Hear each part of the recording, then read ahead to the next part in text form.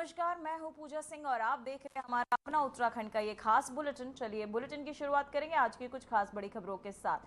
तो वही खबर सामने आ रही है जहां सीएम पुष्कर सिंह धामी का दिल्ली दौरा। सीएम ने दिल्ली दौरे का आज ये दूसरा दिन बताया जा रहा है। केंद्रीय मंत्रियों से मुलाकात करेंगे सीएम धामी, जो है कई विकास योजनाओं पर बातचीत भी करेंगे सीएम। वहीं परियोजनाओं संबंधित चर्चा भी संभव। तो वहीं आपको बताते चले परियोजनाओं को लेकर चर्चाएं भी संभव जो है बताई जा रही है। वहीं आपको बता दें कई विकास योजनाओं पर भी बात हो सकती है। तो वहीं सीएम के दिल्ली दौरे का आज दूसरा दिन है। तो वहीं आपको बताते चले सीएम पुष्कर सिंह धामी का ये दिल्ली दौरा, जहां दौरे का आज ये दूसरा दिन बताया जा रहा है। वहीं केंद्रीय मंत्रियों से मुलाकात करेंगे सीएम पुष्कर सिंह धामी, साथ ही कई योजनाओं को लेकर भी चर्चा की जा सकती है। तो वहीं आपको बता दें परियोजनाओं संबंधित चर्चा भी संभव बताया जा रहा है। तो वहीं आपको बताते चले कई विकास परियोजनाओं को लेकर चर्चाएं संभव है। साथ ही आपको बता दें आज सीएम पुष्कर सिंह धामी का दिल्ली दौरे का ये दूसरा दिन है, जहां इस दौरे के दूसरे दिन बताया जा रहा है कई परियोजनाओं विकास परियोजनाओं को लेकर सीएम पुष्कर सिंह धामी चर्चा कर सकते हैं। तो वहीं आपको बता दें केंद्रीय मंत्रियों से मुलाकात करेंगे सीएम धामी, साथ ही कई विकास योजनाओं पर चर्चा भी हो सकती है। तो वहीं आपको बताते चले सीएम का ये दिल्ली दौरे का दूसरा दिन।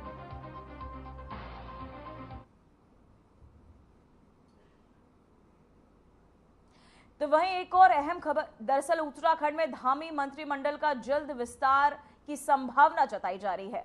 जानकारी के मुताबिक प्रतिपक्ष और के बाद किसी भी समय मुख्यमंत्री पुष्कर सिंह धामी नई संशोधित टीम की घोषणा कर सकते हैं। मुख्यमंत्री की हाईकमान से पहले ही मंत्रिमंडल विस्तार पर चर्चा हो चुकी है। पिछले कुछ दिनों से सीएम कार्यालय और उनके कैंप कार्यालय में विधायकों का तांता लगातार लगा हुआ है। अब देखना होगा कि यह विस्तार कितनी जल्द साकार रूप लेता है। तो वहीं आपको बता दें कि उत्तराखंड मंत्रिमंडल का जल्द विस्तार हो सकता है, जिसे लेकर सीएम पुष्कर सिंह धामी कई बैठकें भी कर रहे हैं। तो वहीं आपको बता दें कि उत्तराखंड में धामी मंत्रिमंडल का जल्द विस्तार होने की संभावना जो है वो जताई जा रही। साथ ही जानकारी के मुताबिक पितृपक्ष के बाद किसी भी समय मंत्रिमंडल में ये विस्तार हो सकता है। तो वहीं मुख्यमंत्री पुष्कर सिंह धामी किसी भी समय नई संशोधित टीम की घोषणा भी कर सकते हैं। वहीं मुख्यमंत्री की हाईकमान से आपको बता दें। तो वहीं इसी खबर पर तमाम जानकारी के साथ हमारे संवाददाता आशीष जुड़ चुके हैं। आशीष, मैं जानना चाहूंगी मंत्रिमंडल का विस्तार कब तक होना संभव है? जिस तरीके से उत्तराखंड में बार बार जब जब सीएम धामी दिल्ली के दौरे पे जाते हैं तो कहीं ना कहीं ये बुगाहट और राजनीतिक जो हलचल है वो शुरू हो जाती है कि मंत्रिमंडल में विस्तार होगा। लेकिन हर बार जो है वही कहीं ना कहीं वो खबरें ढाक के तीन पार रह जाती हैं। कभी भी अभी तक इतना समय हो चुका है, विस्तार नहीं हुआ है। फिलहाल जो अंदरूनी सूत्रों से जानकारी हमें अभी प्राप्त हुई है तो जो पितृपक्ष है उसके बाद ही मंत्रिमंडल का विस्तार कहीं ना कहीं होने जा रहा है। और जो यहाँ पर देहरादून में 3 आवास भी जो मंत्रिमंडल के खाली पड़े थे या इन पर पूर्व जो एक मंत्री ने इस्तीफा दे दिया था और एक का देहांत हो गया था और एक जो उपाध्यक्ष हैं उनके पास मंत्रियों का आवास था तो वो भी खाली करवा लिया गया है। तो कहीं ना कहीं इसी माह तो नहीं, जो अगले माह सितंबर में पितृपक्ष जब समाप्त हो जाएंगे उसके बाद भी सूत्रों की जो जानकारी है उसके बाद ही 3 से 4-5 मंत्रियों का जो है कहीं ना कहीं उत्तराखंड की जो नई कैबिनेट है वो बन सकती है। और इससे पहले जो प्रदेश अध्यक्ष है संगठन स्तर पर जो है उत्तराखंड में बदलाव जल्द होने जा रहा है। 2-3 दिन में जो प्रदेश अध्यक्ष अजय भट्ट है उनकी टीम कहीं ना कहीं मंत्रिमंडल से पहले बनने जा रही है। जी आशीष, मैं जानना चाहूंगी कि मंत्रिमंडल में विस्तार के लिए किन मंत्रियों के नाम सबसे आगे हैं अभी? अभी तो कहना अतिशयोक्ति होगा, लेकिन तमाम जो मंत्री हैं कुछ को हटाया भी जा सकता है जो वर्तमान में मंत्री हैं, ऐसी सूत्रों से जानकारी मिल रही है। और कई वरिष्ठ विधायक हैं इसमें जातिगत क्षेत्र और क्षेत्रवाद के हिसाब से भाजपा कहीं न कहीं गठजोड़ में लगी है कि किसे मंत्री बनाया जाए। अभी तक साफ तौर पर किसी का भी ऐसा कोई सर्वमान्य चेहरा भाजपा की तरफ से सामने नहीं है। किसी भी विधायक को जो है कहीं ना कहीं कमान मिल सकती है, चाहे वो चुनाव मंडल से हो या गढ़वाल मंडल से हो। वरिष्ठता के साथ साथ अनुभव और जातिगत और क्षेत्रवाद जो है इसमें देखा जाएगा। जी जी आशीष, मैं जानना चाहूँ क्या ये विस्तार राज्य स्तर की रणनीति है या दिल्ली में तय हुए कोई निर्णय की वजह से? ये कहीं न कहीं उत्तराखंड में जो भाजपा हो चाहे कांग्रेस हो, दिल्ली से ही ये सब तय होता है। और जो ये राष्ट्रीय पार्टियां हैं देहरादून में, इसका कोई भी ऐसा कोई गणित नहीं होता है। संगठन का मामला हो चाहे मंत्रिमंडल विस्तार हो, सभी दिल्ली से जो है तय होते हैं यहाँ पर। जी आशीष, मैं जानना चाहूंगी सीएम पुष्कर सिंह धामी का ये दिल्ली दौरे का दिल्ली में भी है, तो क्या हाईकमान से किसी नामों की सूचना भी प्राप्त हो सकती है? क्या कोई सजेशन मिल सकता है? बिल्कुल, सीएम धामी 2 दिवसीय दौरे पर हैं और केंद्रीय नेताओं से मिल रहे हैं, मंत्रियों से मिल रहे हैं। ऐसे में संगठन के साथ साथ जो सरकार की जो तमाम प्राथमिकताएं हैं, उसके आधार पे देखा जा रहा है कि किसको जो है मंत्री बनाया जाए और इसको लेकर भी वो चर्चा कर सकते हैं। जी आशीष, मैं जानना चाहूंगी कि किन 2 मंत्रियों को हटाने की सबसे ज्यादा चर्चा है? चर्चाएं तो बहुत हैं, लेकिन जो सूत्रों के अनुसार बताया जा रहा है, अब ये कहना तो अतिशयोक्ति होगा, लेकिन किसी का नाम में कहना लेना उचित नहीं रहेगा, क्योंकि अभी जब तक वो आदेश न हुआ हो, कोई ऐसा कंफर्म जानकारी न हो, तो ऐसा कहना उचित नहीं होगा। जी जी आशीष, मैं जानना चाहूंगी सीएम इस वक्त दिल्ली में है, दिल्ली दौरे पर है, तो क्या वहां कुछ अहम और फैसले लिए जा सकते हैं? बिल्कुल, पूरा जब जब दिल्ली जाते हैं सीएम, तो वहाँ के जो केंद्रीय जो विभाग हैं, उत्तराखंड में जिन जिन विभागों से कहीं न कहीं योजनाएं संचालित होती हैं, उनका कई योजनाओं का जो है पैसा नहीं मिल रहा होता है, तो अपडेट लेने के साथ साथ जो सहयोग है राज्य सरकार को केंद्र सरकार जो करती है तमाम योजनाओं के माध्यम से, चाहे वो स्वास्थ्य के क्षेत्र में हो, पर्यटन के क्षेत्र में हो, तमाम विभाग हैं जो केंद्र से जुड़े हुए विषय हैं, उनको लेकर वो मंत्रियों के सामने अपना विषय समय समय पर रखते हैं। और केंद्र में भी भाजपा सरकार है, तो कहीं न कहीं राज्य को तमाम जो है फायदे समय समय पर मिलते रहे। जी जी आशीष, बहुत बहुत धन्यवाद आशीष आपकी तमाम जानकारी के लिए। तो वहीं दरभंगा में आयोजित कार्यक्रम में मंच से प्रधानमंत्री नरेंद्र मोदी की स्वर्गीय माता जी को लेकर की गई अभद्र टिप्पणी पर बीजेपी ने तीखा विरोध किया है। वहीं आपको बता दें कि प्रदेश प्रवक्ता हनी पाठक ने कहा कि यह दृश्य न किसी घृणित है, बल्कि आपको बता दें कि देश की संस्कृति और मातृ सम्मान पर भी गहरी चोट है। हनी पाठक ने आरोप लगाया कि मंच पर मौजूद राहुल गांधी और तेजस्वी यादव ने इस बयान पर मौन साध कर इसका समर्थन किया, जिसे भारतवासी कभी बर्दाश्त नहीं करेंगे।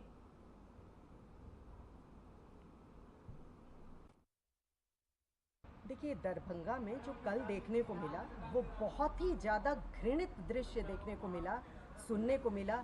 जिस प्रकार से देश के यशस्वी प्रधानमंत्री श्री नरेंद्र मोदी जी की माता जी को, जिनका स्वर्गवास हो चुका है, उनको इतनी घृणित और निंदनीय गाली दी जाती है। और किसके मंच पे? इनके युवराज और शहजादों के मंच पर। राहुल गांधी जी उस समय मंच पर मौजूद थे, आरजेडी नेता तेजस्वी यादव उस समय मौजूद थे। उनके सामने इस तरीके की अभद्र टिप्पणियां करी गई, अभद्र गाली दी गई, और उनका मौन साधना ये दर्शाता है कि वो उसमें मौन समर्थन दिए हैं, जो कि हमारा भारतवर्ष किसी प्रकार से बर्दाश्त नहीं करेगा।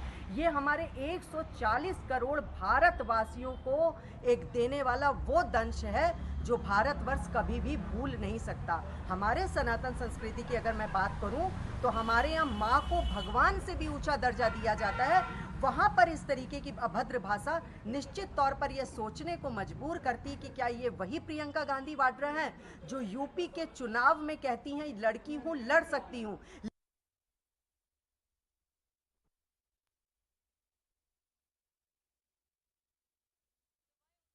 जिले के नौगांव विकास खंड में ब्लॉक प्रमुख और क्षेत्र पंचायत सदस्यों ने पद और गोपनीयता की शपथ ग्रहण की। उप जिलाधिकारी बड़कोट ब्रजेश तिवारी ने ब्लॉक प्रमुख सरोज पवार और ज्येष्ठ प्रमुख और अन्य सदस्यों को शपथ दिलाई।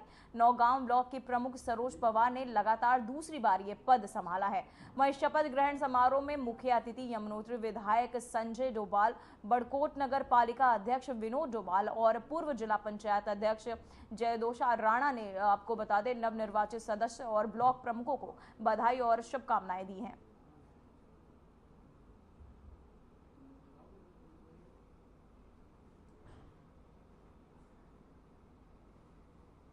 तो वहीं अल्मोड़ा जिले के विकास खंड स्थल के आपको बता दें ग्राम पंचायत वम गांव में साथ ही नवनिर्वाचित ग्राम प्रधान भुवन चंद्र सत्यवली ने स्थानीय ग्रामीणों के साथ बैठक का आयोजन किया। बैठक में ग्राम पंचायत भवन, सीसी मार्ग का निर्माण, पेयजल और व्यवस्था सहित कई महत्वपूर्ण मुद्दों पर चर्चा की गई। वहीं आपको बता दें नवनिर्वाचित ग्राम प्रधान भुवन चंद्र सत्यवली ने सभी ग्रामीणों का आभार व्यक्त किया है। उन्होंने कहा कि ग्राम पंचायत में पलायन रोकने के लिए कारगर कदम उठाए जाएंगे ताकि ग्राम की दशा और दिशा में सकारात्मक बदलाव लाया जा सके। उन्होंने ग्रामीणों को मसाले उद्योग, अचार, छोटे उद्योग, पशुपालन, मुर्गी पालन जैसी गतिविधियों के जरिए रोजगार बढ़ाने और पलायन रोकने का मार्ग सुझाया है।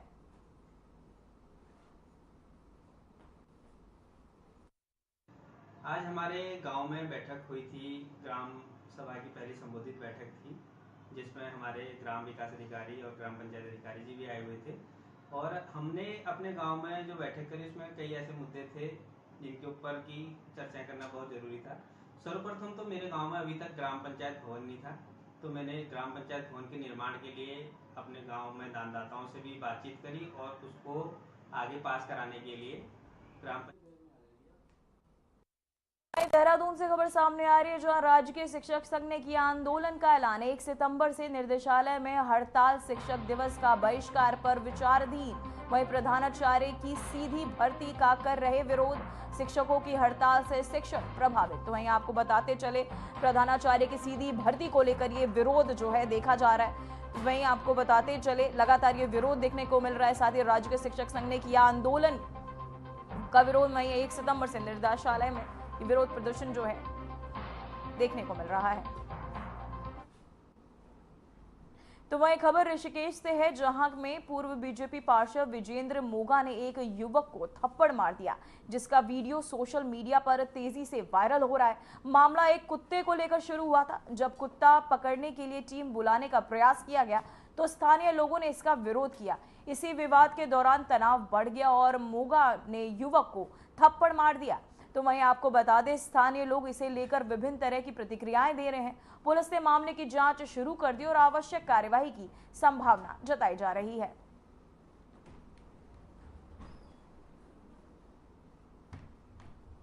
तो वहीं उत्तराखंड के पहाड़ी इलाकों में लगातार हो रही तेज बारिश और चमोली जिले में बादल फटने की घटना के कारण गंगा नदी खतरे के निशान के ऊपर बह रही है।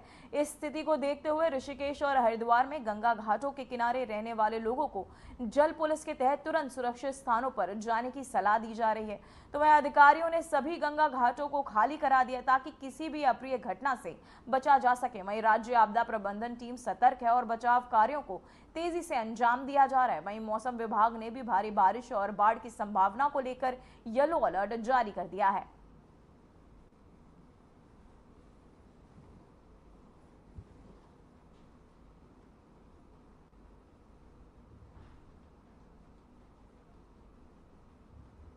तो वही खबर सामने आ रही, जहां उत्तराखंड में भारी बारिश का अलर्ट, 3 जिलों के लिए ऑरेंज अलर्ट जारी। राज्य में बादल फटने से हुई भारी तबाही, रुद्रप्रयाग में राहत और बचाव कार्य जारी। सीएम ने दिए राहत तेज करने के निर्देश। तो वहीं आपको बताते चले 3 जिलों के लिए ऑरेंज अलर्ट जारी किया गया है, जहां राज्य में बादल फटने से हुई भारी तबाही, रुद्रप्रयाग से राहत और बचाव कार्य लगातार जारी। वहीं सीएम ने दिए राहत बचाव कार्य के सख्त निर्देश।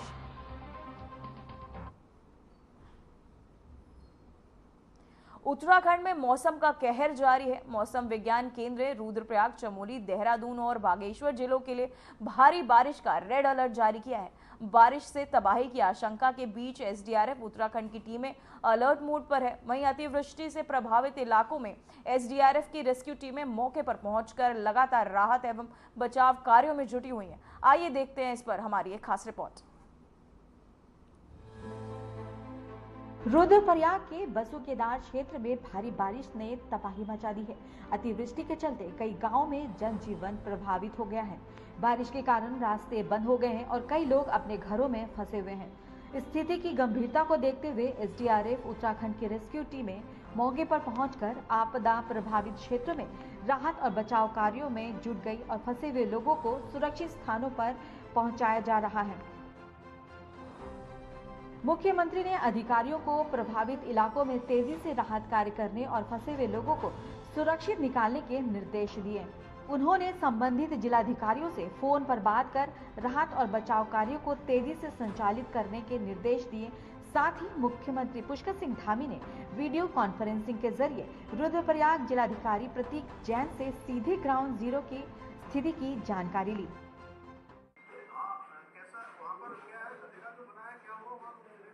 सर, स्थिति थोड़ी गंभीर है सर। यहाँ पे 3-4 गांवों में थोड़ी समस्या आई है। एक तो ताल जामन, जहाँ पे सबसे पहले हमारे को सुबह सूचना आई थी सर, तो वहाँ पे तो दोनों तरफ गधेरा आ गया था, जिसकी वजह से बीच में 15 परिवार करीब अटक गए। तो वो लोग तो सब सेफ है सर। वहाँ पे हमने अभी तक टीम नहीं पहुँच पाई है क्योंकि रास्ता तो कम्प्लीटली ब्लॉक्ड है, लेकिन वहाँ पे सब लोग सेफ हैं। जो ग्रामीण लोग हैं उनसे भी बात हो गई है। उससे पहले सर एक छैनागाड़ करके एरिया है। छैनागाड़ की सूचना हमारे को थोड़ा बाद में आई सर, क्योंकि वहाँ पे बसावट नहीं थी। 4-5 दुकानें उस क्षेत्र में थी और वहाँ पे एक बस स्टॉप की तरह वो एरिया यूज होता था सर। ब्रिज के एकदम पास में लगा हुआ एक बस स्टॉप की तरह एरिया यूज होता था। तो वहाँ पे एक बस भी लगी हुई थी रात को, उसमें ड्राइवर कंडक्टर थे। तो वहाँ पे एकदम से ऊपर से बहुत सारा मलबा आ गया और वो जो 5-6 दुकान थी वो पूरी की पूरी दब गई सर। राज्य में लगातार हो रही भारी बारिश को लेकर मुख्य सचिव आनंद वर्धन ने राज्य आपातकालीन परिचालन केंद्र देहरादून से विभिन्न जनपदों की स्थिति की समीक्षा की। मुख्य सचिव ने संबंधित जिलाधिकारियों से वीडियो कॉन्फ्रेंसिंग के माध्यम से संवाद कर स्थिति की जानकारी ली। भारी बारिश के कारण पौड़ी जिले के धारी देवी और श्रीनगर क्षेत्र में अलकनंदा नदी का जलस्तर बढ़ गया है। इसके चलते बद्रीनाथ राष्ट्रीय राजमार्ग के कुछ हिस्से जलमग्न हो गए हैं, जिससे यातायात बाधित हुआ है। जिलाधिकारी स्वाति एस भदौरिया ने बताया कि सुरक्षा को लेकर पुलिस और प्रशासन ने बड़े इंतजाम किए हैं। जो हमारे आज काफ़ी ऊपरी ज़िलों में अतिवृष्टि से अचानक आज अलकनंदा का जलस्तर बढ़ गया था और अलार्मिंग लेवल से जैसे ही ऊपर गया तो तत्काल सभी को अलर्ट किया गया और जितनी हमारी दुकानें थी, मंदिर थे, उन सबको भी बंद कराया गया और साथ में 6 स्कूल्स थे जिनमें खतरा होने की संभावना थी, तो सुरक्षा की दृष्टि से उन्हें भी बंद कराया गया। और हमारी जो NH थी वहाँ तक भी पानी आ गया था, तो यात्रियों के सुरक्षित आवागमन के लिए उनको सुरक्षित स्थान पर रोक लिया गया था और आवाजाही भी कुछ देर के लिए रोकी गई। और अभी स्थिति सामान्य है, वाटर लेवल रिसीड हो चुका है, लेकिन फिर भी सभी को सतर्कता बरतने के लिए निर्देशित किया गया है। चमोली जिले की देवाल तहसील के मोपाटा गांव में आपदा से लापता 2 लोगों के शव बरामद कर लिए गए हैं।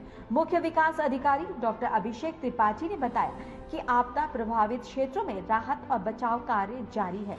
प्रशासन ने प्रभावित परिवारों को हर संभव मदद देने का भरोसा दिया है। जनपद चमोली की तहसील देवाल के अंतर्गत ग्राम मोपाटा में रात्रि 2 से 2:30 बजे के बीच अतिवृष्टि होने की सूचना प्राप्त हुई है। अतिवृष्टि के कारण एक भवन क्षतिग्रस्त होने की भी सूचना है और इस अतिवृष्टि में 2 व्यक्तियों के घायल होने की सूचना है तथा 2 व्यक्ति लापता हैं। स्थानीय प्रशासन की टीम मौके के लिए रवाना हो चुकी है। तो वहीं रुद्रप्रयाग जनपद में हाल ही में बादल फटने की घटना से भारी नुकसान हुआ है। जिलाधिकारी प्रतीक जैन ने इस आपदा की जानकारी ली। उन्होंने बताया कि प्रभावित क्षेत्रों में राहत और बचाव कार्य तेजी से चल रहे हैं। सरकारी टीमों ने नुकसान का आकलन शुरू कर दिया है और प्रभावित को मदद पहुंचाई जा रही है। खास करके बसु केदार जो तहसील क्षेत्र है हमारा, वहाँ पे कई सारी ग्राम पंचायतों में नुकसान हुआ है। खास करके अगर हम देखें तो क्लाउड बर्स्ट हमारे को देखने को मिला। ताल जमन ग्राम पंचायत है, यहाँ पे एक टोक पे क्लाउड बर्स्ट हुआ जिसकी वजह से 2 गधेरे के बीच में कुछ ग्रामवासी फंस गए थे, लेकिन पानी निकल गया वहाँ से टाइम से, तो वहाँ पे किसी भी तरह की जान माल का नुकसान हमारे को देखने को नहीं मिला। एक और जगह पे जहाँ पे काफ़ी क्षति हुई है वो छैनागाड़ क्षेत्र है। बिल्कुल NH के पुल से लगा हुआ 4-5 दुकानें वहाँ पे हुआ करती थी, तो एकदम से वहाँ पे लैंडस्लाइड आया पानी के कारण और लैंडस्लाइड की वजह से 4-5 दुकानें और कुछ बिल्डिंग्स वहाँ पे जो थी वो मलबे में दब गई हैं। रुद्रप्रयाग में हाल ही में बादल फटने की घटना से व्यापक नुकसान हुआ है। रुद्रप्रयाग के एसपी अक्षय प्रहलाद कोंडे ने बताया कि पुलिस और राहत दल तुरंत प्रभावित क्षेत्रों में पहुंच चुके हैं। उन्होंने कहा कि प्राथमिकता प्रभावित लोगों की सुरक्षा और राहत पहुंचाना है। पुलिस टीमों द्वारा बचाव कार्यों को प्रभावी ढंग से अंजाम दिया जा रहा है। केदारनाथ और मंदाकिनी का जो घाटी है उसमें बहुत तेज बारिश हुई, जिसके कारण मंदाकिनी का स्तर भी बढ़ा हुआ है। अगर नुकसान की बात करूं तो जो बसुकेदार क्षेत्र है हमारा, वहां पे एक जगह पे बादल फटने की सूचना आई थी। अच्छी बात ये रही कि जहां पे बादल फटने की घटना हुई वहां पे गांव के दोनों तरफ गलेरे में पानी आया और गांव हमारा बचा रहा, तो वहां कोई नुकसान वैसे हुई नहीं। जो भी राहत की हमारी सामग्री है और टीम है वो ऑलरेडी वहां पहुंच चुकी है और आकलन किया जा रहा है। लगभग 70 से 80 लोग हमने स्कूलों में शिफ्ट किए। एक हमारा छेनागाड़ क्षेत्र था नीचे ही, जिसका मार्केट एरिया था, वहाँ पे थोड़ा सा नुकसान है। लगभग 8 लोग, जिसमें 4 लेबारी नेपाली मजदूर और 4 हमारे लोकल के लोग जो रात के समय दुकानों में रहते थे, वो मलबे के नीचे दबने की संभावना है। वहाँ लगभग 7 से 8 जगह पे रास्ता टूटने के कारण जो हमारा रेस्क्यू वर्क है वो पहुंचने में थोड़ी देरी हो रही है, पर जल्दी वहां पे पहुंच जाएंगे और रेस्क्यू वर्क शुरू होगा। लगातार हो रही बारिश के कारण अलकनंदा और मंदाकिनी नदियों का जलस्तर अत्यधिक बढ़ गया है। रुद्रप्रयाग पुलिस और प्रशासन की टीमें नदी किनारे लोगों को न जाने और सुरक्षित स्थानों पर रहने की चेतावनी दे रहे हैं। जनता को संभावित खतरे से बचाने के लिए जागरूकता अभियान भी चलाए जा रहे हैं। चमोली के मुख्य विकास अधिकारी डॉक्टर अभिषेक त्रिपाठी ने देवाल ब्लॉक के मोपाटा गांव में अतिवृष्टि से हुए नुकसान की जानकारी दी। उन्होंने बताया कि प्रभावित इलाकों में राहत कार्य तेजी से जारी है। प्रशासन ने फंसे हुए लोगों को निकालने और आवश्यक सहायता उपलब्ध कराने के लिए टीमें भेजी है। डॉक्टर त्रिपाठी ने प्रभावित परिवारों को हर संभव मदद देने का भरोसा दिया। 2 से 2:30 बजे के बीच अतिवृष्टि हुई थी, जिसके कारण वहां पर एक भवन क्षतिग्रस्त होने के साथ उसमें 2 लोगों के दबने की सूचना प्राप्त हुई थी। मौके पर स्थानीय प्रशासन की टीम के द्वारा जो है उनके शव बरामद कर लिए गए हैं और उनके पंचनामा इत्यादि की कार्रवाई की जा रही है। साथ ही स्वास्थ्य विभाग की टीम अभी रवाना हो गई थी और जो जनपद की DDRF की टीम है वो भी रवाना हो गई थी। मार्ग रास्ते में बाधित है, इस कारण जो है इनको पहुँचने में विलम्ब हो रहा है और जैसे ही मार्ग को खुलाया जा रहा है, जैसे ही मार्ग खुल जाएगा वैसे ही तत्काल ये मौके पर पहुंच गए, राहत कार्य प्रारंभ कर दिए गए हैं। उत्तराखंड में जारी बारिश और आपदाओं के बीच प्रशासन और सुरक्षा एजेंसियां पूरी सतर्कता के साथ राहत एवं बचाव कार्यों को तेजी से अंजाम दे रही है। प्रभावित जिलों में अधिकारी और कर्मचारी 24 घंटे लोगों की जान माल की सुरक्षा सुनिश्चित करने में जुटे हुए हैं। सरकार द्वारा हर संभव मदद उपलब्ध कराने का भरोसा दिया गया है ताकि जनता जल्द से जल्द सामान्य जीवन की ओर लौट सके। लोगों से भी अनुरोध किया गया है कि वे प्रशासन के निर्देशों का पालन करें और सुरक्षित स्थानों पर रहें। तो वहीं खबर आनीमठ से है, जहां बद्रीनाथ यात्रा मार्ग पर एक विशाल चट्टान गिरने से हाईवे पूरी तरह बंद हो गया। ये स्थान जोशीमठ से पहले का है। चट्टान गिरने का दृश्य देखकर लोग दहशत में आ गए और अफरा तफरी मच गई। वहीं हादसे के बाद प्रशासन ने रास्ता खोलने का काम शुरू कर दिया है। राहत टीम मौके पर पहुंच चुकी है और मलबा हटाने का काम जारी है। फिलहाल यात्री मार्ग के खुलने का इंतजार कर रहे हैं।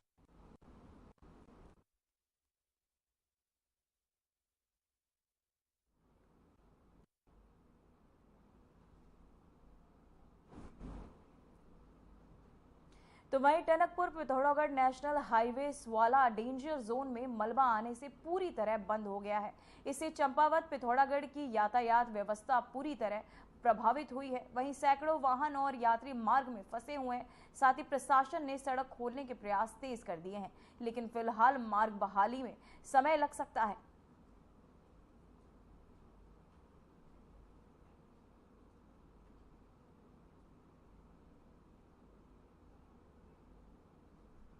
तो वही खबर अल्मोड़ा से है, जहां नंदा देवी मेला अपने ऐतिहासिक और धार्मिक महत्व के लिए प्रसिद्ध है। पूरे उत्तराखंड में मां नंदा देवी को एक बेटी के रूप में पूजा जाता है, लेकिन अल्मोड़ा में ये मेला चंद राजाओं के तहत विशेष विधि पूजा के साथ मनाया जाता है। वही पौराणिक मान्यता के अनुसार मां नंदा सुनंदा की मूर्तियों के निर्माण के लिए कदली वृक्षों को काटा जाता है और इसके शोभा यात्रा के माध्यम से अल्मोड़ा नगर में लाया जाता है। तो वहीं इसके बाद राजवंशों के तहत विधि विधान से पूजा की जाती है। आज भी कदली के वृक्षों में मां नंदा सुनंदा की मूर्तियों का निर्माण किया जाता है, जिसकी प्राण प्रतिष्ठा के बाद आम भक्तों को दर्शन प्रदर्शित किए जाते हैं। वृक्ष को हम पंचमी से कलश स्थापना से हमारे मेले का शुभारंभ हुआ और षष्ठी के दिन हम कदली के वृक्ष को न्योता देने जाते हैं, आमंत्रण करके उसको वहाँ पे पूजा पाठ विधि विधान से पूजा पाठ करके आते हैं। षष्ठी के दिन हम उसके कदली वृक्ष को काट के उसको नगर भ्रमण करते हुए यहाँ पे। फिलहाल खबरों और रिपोर्ट्स में इतना ही। मुझे दीजिए इजाजत। नमस्कार।